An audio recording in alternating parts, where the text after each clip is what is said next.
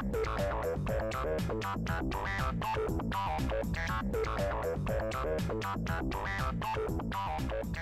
we go.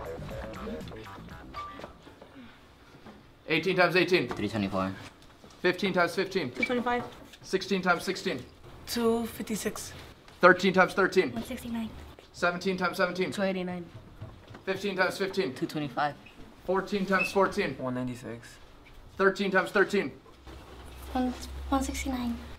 20 times 20. 400. 16 times 16. 256. 18 times 18. 289. 19 times 19. 361. 18 times 18. 324. 14 times 14. 196. 17 times 17. 289. 13 times 13. 169. 12 times 12. 144. 19 times 19. 361. 18 times 18. 324.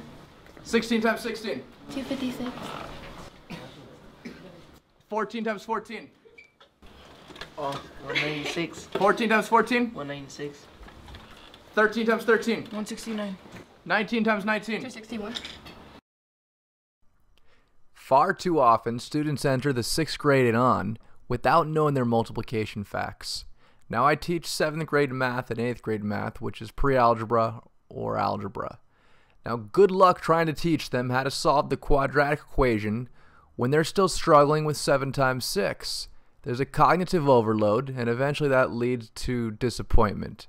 So I decided to go ahead and create a system where the kids would memorize their multiplication facts. Now I didn't know if the system would work, so here's what I did. Here's a brief overview of the system. The first part, the students used flashcards. The second part, the students listened to an audio component and then they had to write down the answer. And the third part, the students had worksheets where the answers were already supplied and they had to race against the clock and record their data. Now there's a lot more to this system and I'll talk about that later. I was confident the system would work, but the real question was how long would it take? So I did a little study. I taught my students the squares from 11 to 20, so 11 times 11, 12 times 12, 13 times 13, all the way up to 20 times 20. I specifically chose those facts because I knew that they didn't have those memorized. We spent 15 minutes a day for 5 days. I then post-tested them. Lo and behold, almost every single one of them had developed fluency, meaning they could complete those facts in about 20 seconds. So what are the implications of this? I could not believe how easy it was to teach my students these facts. Not only that, they seemed to enjoy it also. So I don't understand why the students are entering middle school not having mastered their multiplication facts.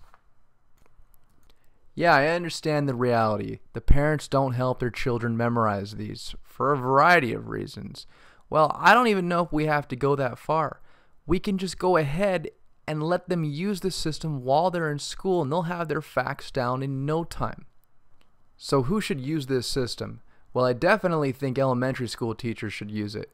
If you're good at management, this system will run itself and you're going to basically have free time for 15 minutes and you're also going to see extremely happy and engaged students.